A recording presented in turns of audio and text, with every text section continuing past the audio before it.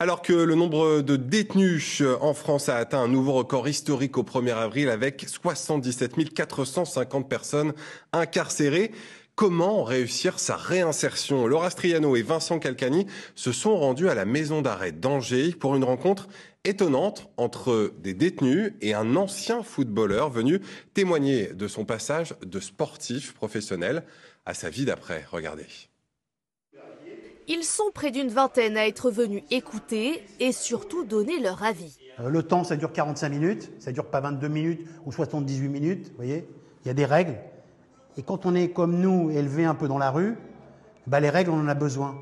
Toi, tu penses que quelqu'un qui est tombé, la récidive, elle est permanente? Faire le pont entre la fin d'une carrière sportive et la fin d'une peine de prison, c'est tout l'enjeu de cette initiative portée par cet ancien joueur de football professionnel et cet historien spécialiste du sport. Parmi les détenus, certains sortent bientôt et sont sensibles aux parallèles établis aujourd'hui. Fin de carrière de football, on va dire qu'on a un peu d'entourage derrière, on va dire, les copains, les amis, on va dire ça entre autres, la famille. Tandis qu'en carcéral, on va dire, dès la sortie, on est livré à nous-mêmes, quoi. On est livré à nous-mêmes, ça veut dire que c'est comme si on va jouer un match de foot pendant 90 minutes, chercher du travail, chercher un logement et tout ce qui s'ensuit, qu'on va dire entre autres.